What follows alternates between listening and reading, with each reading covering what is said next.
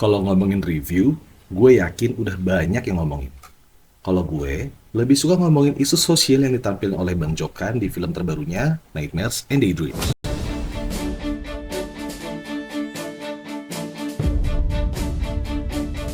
Top 3 episodes isu sosial di film Joko Anwar.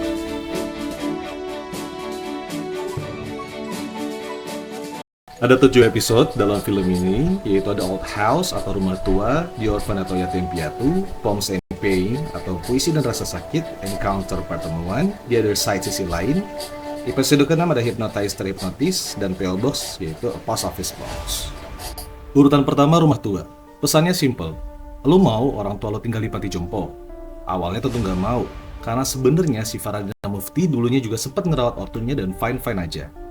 Tapi, ortunya ini ada penyakit pikun sehingga ada suatu kejadian di mana ibunya lupa ngebawa anaknya di mana. Si anak sendiri berada di balkon rumah susun sambil duduk di kursi yang lumayan tinggi, di mana si anak mudah terjatuh. Karena alasan tersebut, terpaksalah si ibu dibawa ke panti jompo. Pertanyaannya, gimana perasaan naruh ibu di panti jompo hanya karena alasan tersebut? Itu aja nggak akan rela. Lalu, gimana rasanya jadi orang tua yang ditaruh paksa anaknya di panti jompo? Tentu sakit. Sampai teriak-teriaknya itu kerasa dan nasi sakit banget kalau ingat film ini lagi. Walaupun pada akhirnya, Mas Aryo Bayu baru hari pertama, malamnya langsung mau jemput si ibu lagi, karena dia mimpi buruk. Urutan kedua ada Poems and Pain. Isu sosialnya di sini ada KDRT, LGBT, dan pemerintah yang manipulatif. Marissa Anita di sini menjadi saksi KDRT, namun tidak melihat langsung, melainkan melalui penglihatan kembarannya. Langsung dari point of view sebagai korban. Gimana rasanya ditampar dan dipukul. Bukan hanya itu, mereka pun tinggal di sebuah ruangan di mana mereka nggak boleh keluar sedikit pun. Bahkan nggak ada cincin kawin aja bisa memicu kemarahan si suami. Isu sosial berikutnya LGBT, di mana di Indonesia sendiri dan dunia justru yang memang banyak hal semacam ini, di mana mereka yang udah tinggal serumah atau sekos. Profesinya pun beragam, kalau di film ini ditunjukkan dokter dan publisher. Lalu, pemerintah yang manipulatif. Suami yang melakukan KDRT ini ternyata adalah seorang menteri. Entah bagaimana caranya, akhirnya Marissa mampu mencari rumah si pelaku KDRT dan mengetahui lokasi kejadian, yaitu di ruang kerja si pelaku. Marissa pun segera melaporkan kejadian tersebut kepada pihak yang berwenang.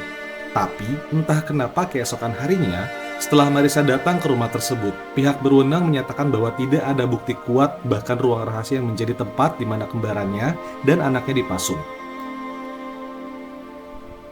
Pemerintah maupun polisi seakan-akan bisa memanipulasi cerita sebenarnya, dan mereka kuat dan sulit terbantahkan, walau kita menjadi saksi nyata kejadian tersebut. Urutan ketiga The Orphans. Suami istri seorang pengumpul plastik bekas yang ingin menjadi kaya raya. Isunya simple, gimana caranya jadi kaya? Tinggalnya yang nggak simple yaitu di dekat tumpukan sampah yang makannya cuma nasi sama garam. Sedih banget kan? Dan pastinya masalah kesehatan pun pasti terganggu. Nirina Zubir dan Yoga Pratama ini adalah seorang pengumpul plastik yang ingin menjadi kaya dan bisa bayar hutangnya. Suatu ketika, akhirnya mereka itu mengadopsi anak yatim piatu yang dipercaya sebagai anak setan.